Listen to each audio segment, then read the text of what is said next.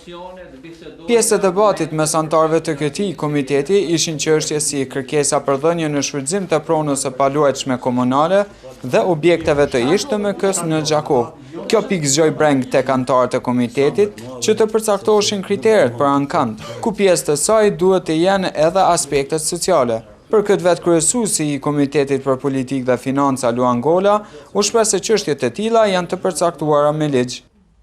Parlamenti i Kosovës thotë ka aprovuar ligjin dhe në shfrytëzim të pronës së paluajtshme komunale. Kjo është një ligj i cili vjen për vitin 2012 dhe unë ju luta gjithë anëtarët e Komitetit për Politikë dhe Financa që në rastin e kërkesës e cila në është adresuar neve, do thotë si Asambleja Komunale, si Kuvend Komunal,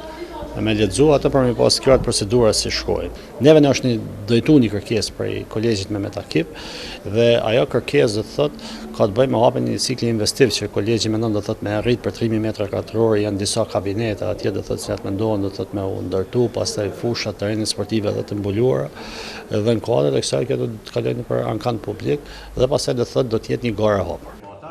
Për zgjedhja mesimdhënësve, depolitizimi i arsimit apo punësimi i militantëve partijak, që nga mandati i kaluar deri më sot ishin akuzat të ndërsjellta mes anëtarëve të komitetit, edhe pse asnjë rapal nuk ofroi asnjë fakt. Anëtarët e komitetit u pajtuan se raporti i punës së drejtorisë për arsim të komunës së Gjakovës në të ardhmen duhet të jetë më i plotë dhe prania drejtoreshës së arsimit është domosdoshme, e jo siç ndodhi sot me çrast mungoi. Me sa di unë, do të thotë drejtoresha ka qenë në udhëtim, ne i kemi dërguar do të thotë materialet shumë më herë, do të thotë janë diku rreth 8 ditë më parë, do të thotë që kemi dërguar materialet, ka mund të jetë dikush për zyrtarëve të arsimit, nëse nuk është drejtoresha. Dhe disa prej anëtarëve të Komitetit për Politikë e Financa kërkuan që ky raport do të thotë të plotësohet. Në ato që do ta bëj unë, do thotë është më një herë t'ia japi një letër drejtoreshës që të plotësohen edhe këto pika, mënyrë që ky raport të jetë më detaj.